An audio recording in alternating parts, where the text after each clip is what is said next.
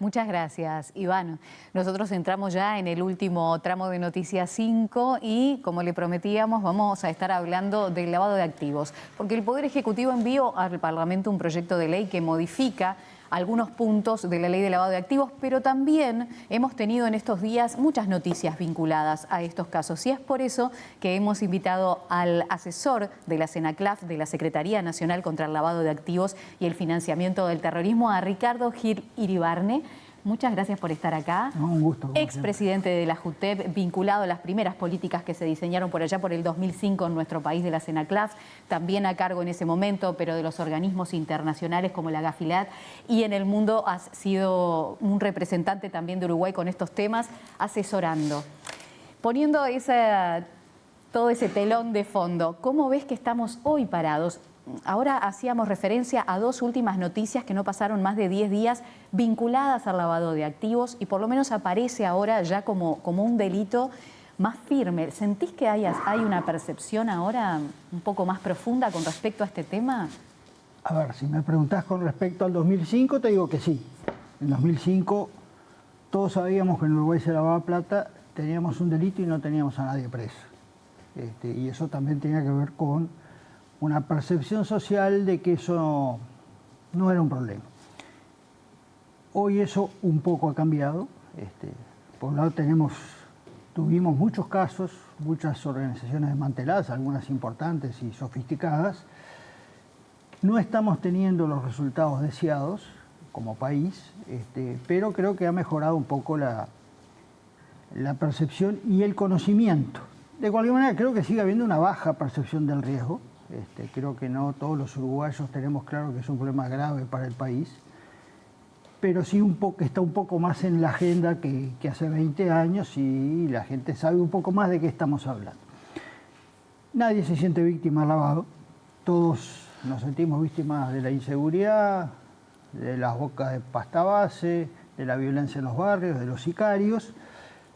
No nos sentimos víctimas del lavado y es un error, somos víctimas del lavado porque todo eso tiene que ver con el lavado, porque todos son delitos por plata y la plata que se gana, que en un barrio es un poco de plata, en una boca es un poco de plata, pero hay algunos que hacen muchísima plata con todo esto, con narcotráfico, corrupción, tráfico de personas, estafas, que ahora estamos con las estafas en un lugar importante. El tema de esa percepción de riesgo, que reconozco que ha aumentado algo, es preocupante todavía a nivel del sistema político y a nivel de la población toda. Bueno, ahí hablabas y tocabas un punto importante, dábamos los últimos datos y lo que han crecido en ese 2000% en los últimos años las estafas. Y viene también atado, es un delito precedente, ¿no? Como decimos, porque uno cuando obtiene esas cifras y ese dinero a través de un delito de estafa, ¿cómo hace para introducirlo luego al sistema, a la legalidad, ¿no? Y por eso veíamos, por ejemplo, Pablo Carrasco y Conexión Ganadera, que tal vez ahí la gente se siente un poco más golpeada por este caso, habla de estafa y también lavado de activos. Sí, en realidad es de los pocos casos en que la estafa ha sido delito precedente. Efectivamente, el otro caso público notorio fue el caso de FIFA y Figueredo. Figueredo fue procesado y condenado por estafa y lavado de activos, pero en un Uruguay donde la estafa ha crecido un 2000%, tener uno o dos casos es similar a lo que pasa con otros delitos. Claro, y eso es lo que siempre ustedes dicen, ¿no? Tenemos las condenas, pero después no se sigue esa ruta del dinero o no se sigue, pero no hay procesados por lavado. ¿Cuántos tenemos, por ejemplo, en este último tiempo? Mira, en el último tiempo la última cifra oficial publicada en la evaluación de riesgo de 2023 es de 6 casos. En el informe estadístico que acaba de publicar la SENACLAF en el 2024 son 4 casos. Ahí a veces las cifras no coinciden, el Poder Judicial o Fiscalía o Policía, pero entre 4 y 6 casos en Uruguay es poquísimo. Para darte una idea, los delitos precedentes, los delitos que generan lavado están por arriba de los 4.000. Si agarramos a 4, quiere decir que de cada 1.000 que lavan agarramos a 1. ¿Y por qué sucede esto de no seguir esas líneas de investigación?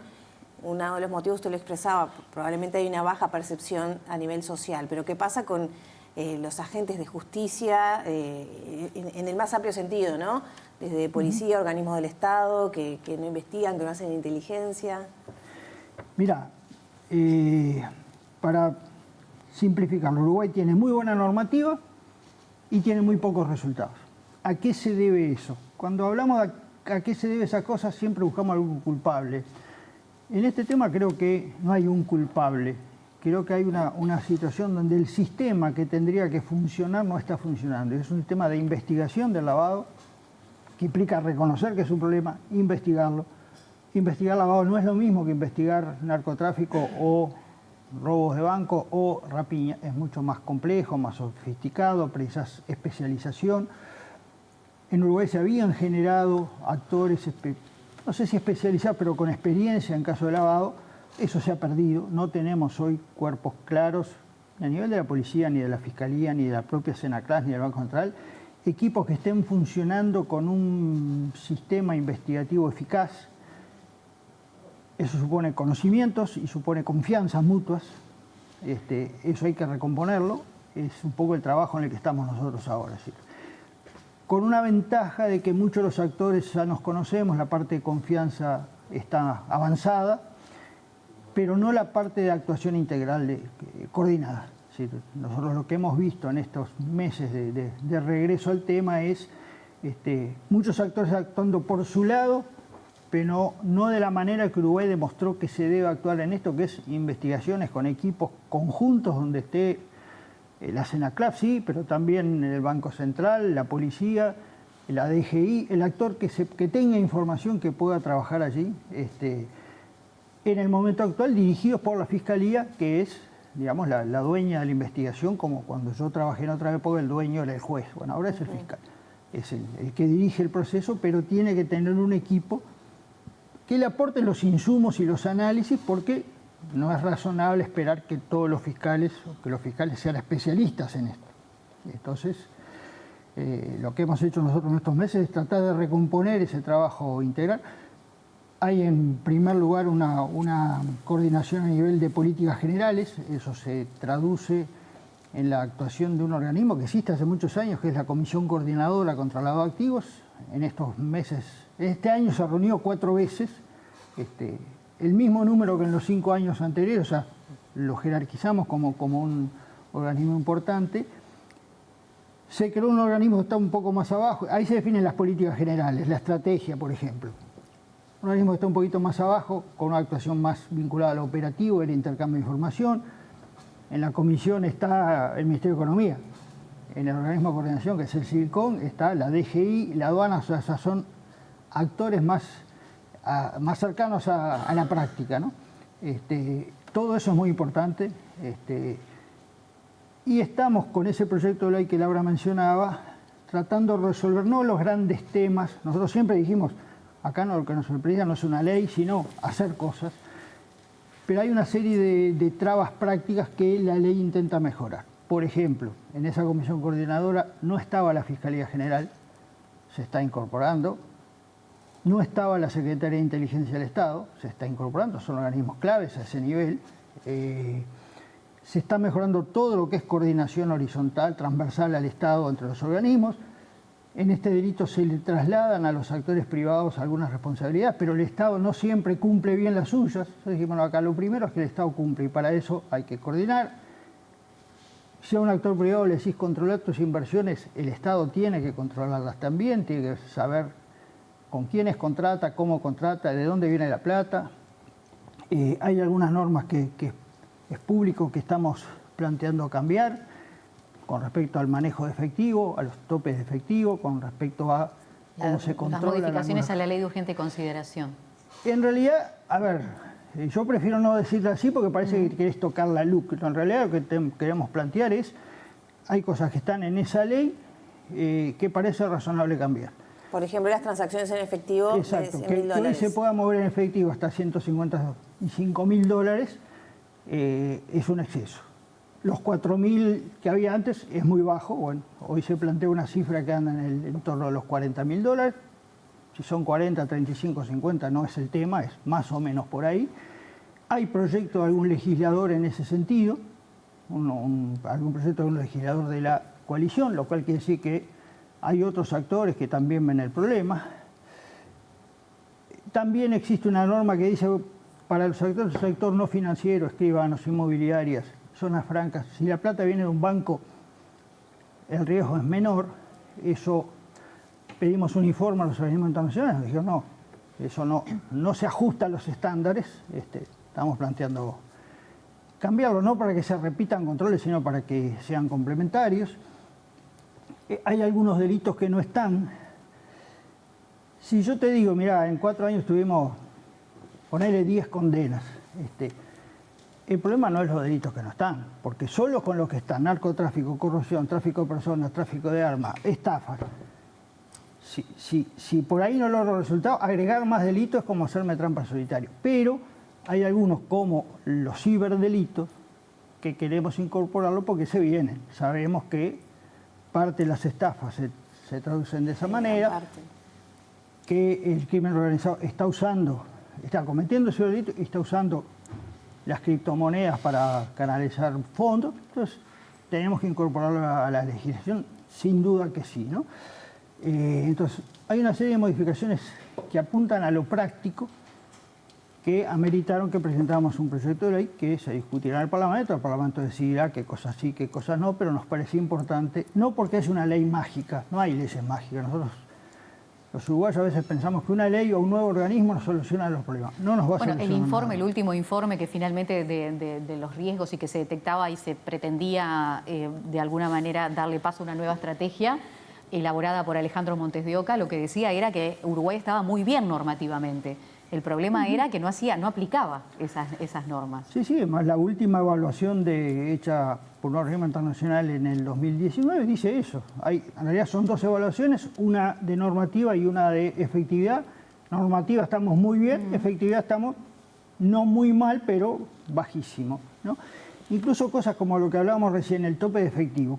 El tope de efectivo, cambiarlo, bajarlo, subirlo, ¿te va a evitar que en el país se lave? No. Si yo le digo eso, es mentira. ¿Qué te aporta cuando estás pensando en investigar en serio? Te aporta trazabilidad. Claro. Nosotros hoy tenemos inversiones de $100.000 que se pagan en efectivo, por lo cual no podemos verificar de dónde sale la plata. Es eso de seguir la ruta del dinero. Exacto, seguir la ruta del dinero. Desde que apareció el delito de lavado de activos, te dicen el efectivo implica mucho riesgo porque no te permite eso.